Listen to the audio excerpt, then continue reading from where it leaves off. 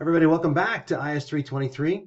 Today I am very definitely talking about global economic governance. I know last time we visited about sanctions, it was an emphasis of it being governance through economics, but this is very different. I'm going to introduce you to three groups who you may have already been a bit familiar with. They are in the news regularly, particularly the G7/G8. Less so the G20, the OECD, and the United States, but also very important groups. So these are each organizations dedicated to macroeconomic policy initiatives and trying to improve the lives of people, primarily in the countries they represent, but also around the world. So what you'll find is that each of these is an exclusive group, and that the main criticism of each is that they're not representative enough. Barack Obama kind of euphemistically said that what everyone was interested in was as small as possible a group that included them. So if you were the 21st largest economy, you wanted a G21. And if you were the 25th largest economy, you wanted a G25. But in other words, you didn't want all comers to be part of these groups. You just wanted it to be a group that included you. And we'll look at what that's like as we go along. I know the OECD is listed last in the title, but that's because we went to some semblance of alphabetical order. But the OECD is actually the one that's organized first. And one of the things that you'll see I want to close with in this lecture is the idea that the nature of these kinds of governance bodies has changed.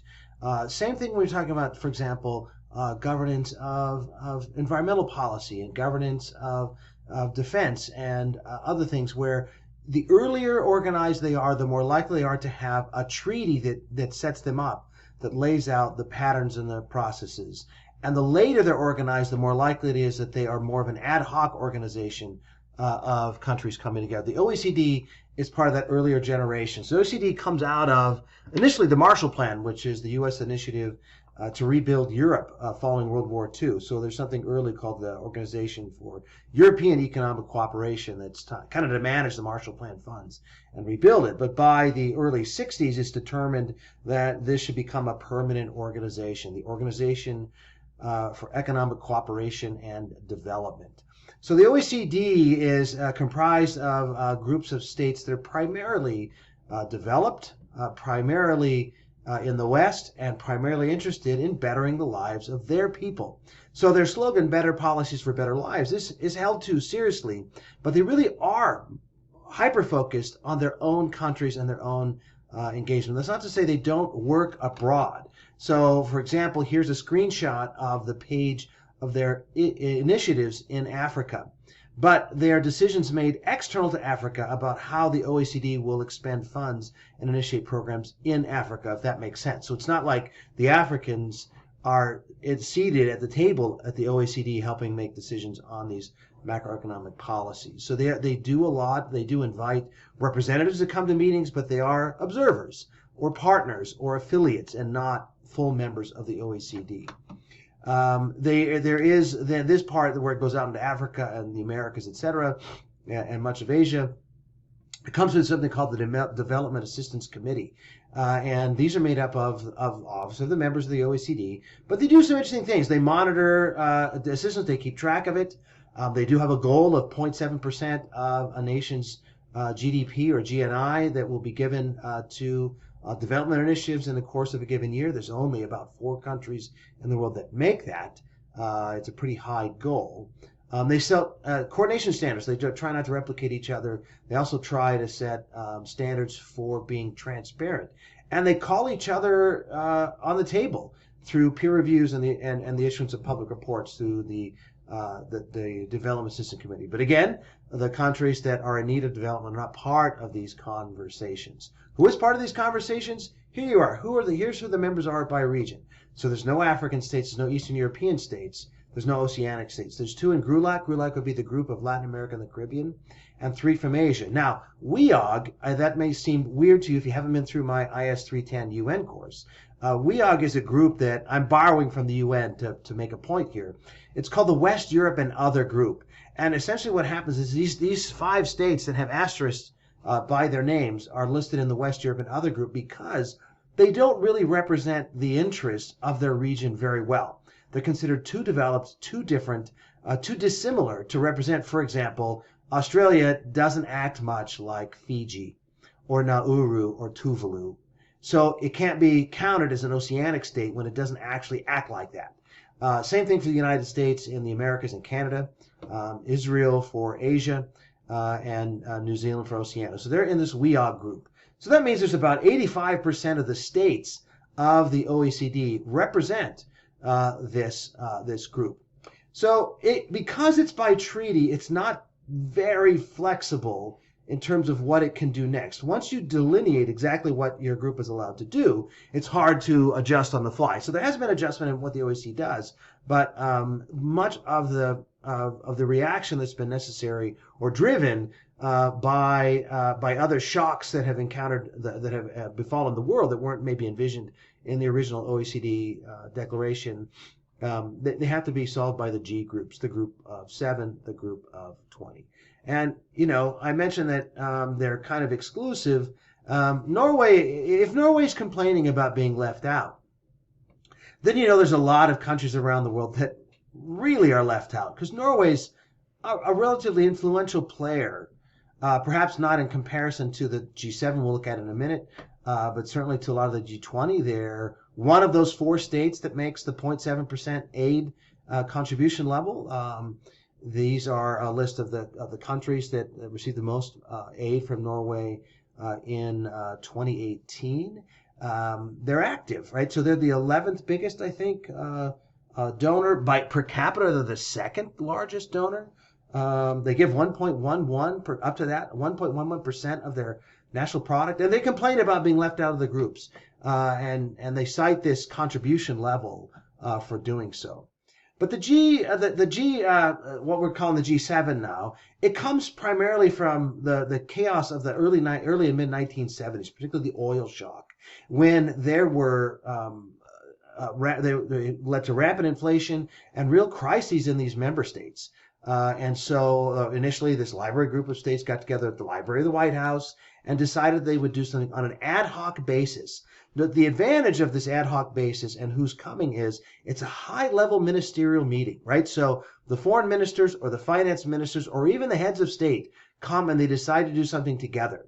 And so each of those individuals is limited in terms of the sort of the carte blanche they have to do whatever they want in their home countries, because you have a division of powers or you have a relationship whereby there's some check on the power of the executive. But there's also a lot that an executive can do because they decide to do it. As long as it's not in contravention to the Constitution, for example, in the United States, doesn't break any laws, then the executive can do things. So these 4 states get together, Japan joins, Italy joins, and Canada joins. And I would imagine if you were thinking of who the 7 most powerful economies of the world are, maybe not powerful, but countries who wield the most power in economic governance, you might not have listed Italy and Canada, but they've been essential, important members of the G7 since 1976. One of the reasons Canada was attractive in 76 is it was pretty chaotic in all those other countries. We had just had Richard Nixon resign in disgrace. The prime minister of one of the countries, I can't remember which one, had died. The governments had collapsed and the others, and Pierre Trudeau was sitting there in Canada with a large economy and with some stability, and so they invited him, and Canada's been there ever since. Russia is a thorn here. So when when the Soviet Union collapsed, there were overtures to help make Russia be kind of in the mold of the other G7 states. So what you'll find is that the G7 is interested in more than just economics. So it's economic governance, and they're really interested in developed economies and democracies, and they're in the promotion of democratic ideals. So you can't invite a China, you can't invite a Soviet Union, but you could invite a Russia in the 1990s. And so Russia is invited to participate in the mid-1990s and becomes a full-fledged member somewhere in there in 98, I think, but I have to look that up.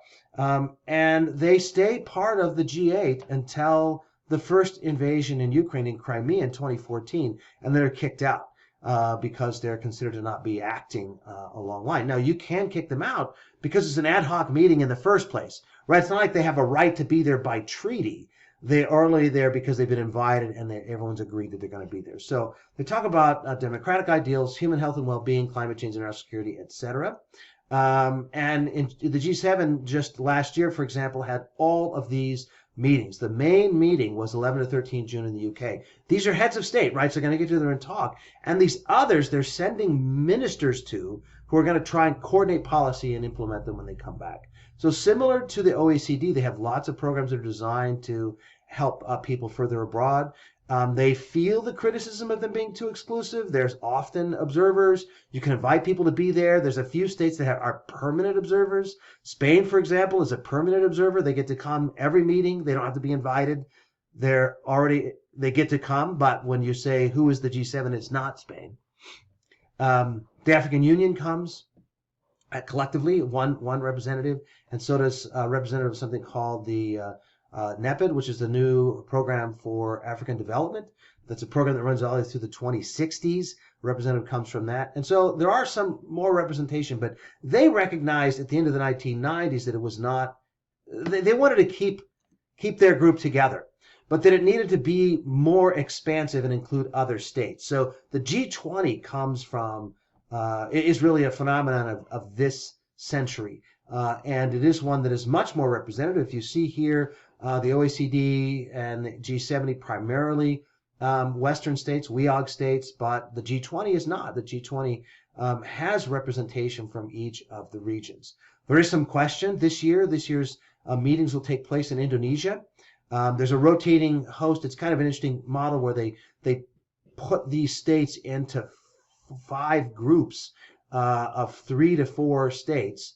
There's actually another member that I didn't list here, which is, or that I haven't heard before, is that the European Union itself is a member collectively. So there are EU member states, and then there's the EU collectively, considered an important enough economic actor to be there. Whereas the ASEAN, the Association of Southeast Asian Nations, is more of a invited guest than the EU, which is a full member. But the point I was trying to make is that there are representatives here, and they're not sure what to do about Russia because of this invasion also. So this meeting is scheduled for December of 2020, and what you'll find is that there'll be a lot of discussion, debate about whether Russia should be included or excluded.